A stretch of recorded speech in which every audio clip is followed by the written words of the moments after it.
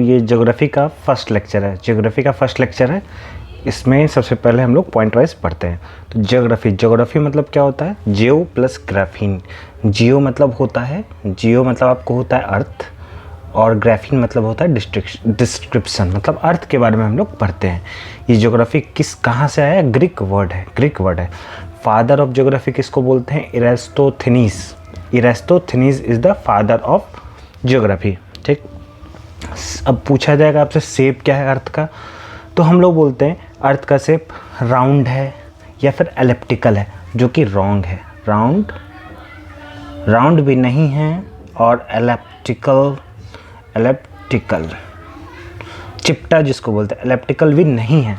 अर्थ का शेप है जियोइड एक अलग ही शेप है, जो कि अर्थ के शेप को ही हम लोग जियोइड बोलने लगे, मतलब वो अपने तरह लगता है। ठीक, तो उसी तरह जब जियोड मतलब होता है जो हम लोग अटेम्प्ट करते हैं कि डिटरमाइन करें शेप ऑफ अर्थ का शेप क्या है, वो हम लोग जिस तरह से मेज़र करते हैं, जिस कैलकुलेशन से मेज़र करते हैं, उस प्रोसेस को हम लोग जियोडसी बोलते हैं।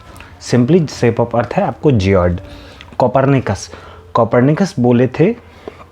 उसके बाद एरिस्टोटल है आपको यहाँ, ठीक है, क्योंकि एरिस्टोटल ऐसे आदमी थे जिन्होंने बोला था अर्थ राउंड होते हैं। पहले तो आदमी को लगता होगा अर्थ चपटा है, क्योंकि हम देखते हैं फ्लैट है, लेकिन एरिस्टोटल बोले राउंड है, जो कि वो भी गलत है, राउंड नहीं है। क्या है? जियोइड है। कोपरनिकस फिर एक साइंटिस्ट थे, वो बोलते थे प्लैनेट रिवॉल्व अराउंड द सन। पहले लोग को क्या लगता था कि प्लैनेट तो स्थिर है, सन घूमता है, सन घूम रहा है, लेकिन नहीं, प्लैनेट घूम रहा है, सन वहीं पे है। ठीक, चलिए, कोपरनिकस बोले थे। अब केपलर्स तीन लॉ दिए। पहला लॉ ये दिए कि जो path of planet around sun वो एलिप्टिकल है, मतलब एलिप्टिकल पाथ में प्लैनेट रिवॉल्व कर रहे हैं। सेकेंड लॉ ये था कि जो इक्वल टाइम में प्लैनेट एक ही एरिया कवर अप कर रहे हैं। जैसे ये एरिया जो कवर अप हुआ है, ठीक है, ये जो एरिया है, ये सेम टाइम में सेम कवर अप होगा, तो S1 बराबर S2 होगा। ठीक है। तीसरा लॉ ये कहता है कि टाइम का square directly proportional to radius का क्यूब। टाइम क्या होता है? Time period. जैसे अर्थ का टाइम पीरियड क्या है? 365 1/4 डेज। इतना दिन में अर्थ पूरा जो है वो अर्थ का सन का चक्कर लगा लेता है। तो time period directly proportional to radius of cube. Radius क्या है? Average distance between planet and earth. ठीक, तो जिसका रेडियस ज़्यादा उसका टाइम पीरियड ज़्यादा। सिंपल, ये आपको तीनों लॉ पता होना चाहिए। अर्थ का रिवॉल्यूशन स्पीड क्या होगा? 29.8 किलोमीटर पर सेकेंड। रिवॉल्यूशन क्या होता है? रोटेशन क्या होता है? हम नीचे देखेंगे। रिवॉल्यूशन मतलब किस स्पीड से वो सन के अराउंड रोटेट हो रहा है, सन के अराउंड घूम रहा है, किसी के आप आसपास मंडरा रहे हैं, तो इस स्पीड से ही मंडराता है। ठीक, 29.8 किलोमीटर पर सेकेंड।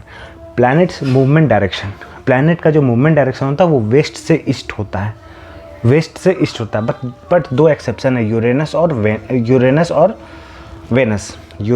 वेनस। ये दोनों वेस्ट टू ईस्ट नहीं, ईस्ट टू वेस्ट घूमते हैं। ठीक है। अर्थ का ट्विन किसको बोलते हैं? वेनस, मतलब जुड़वा बहन। क्यों?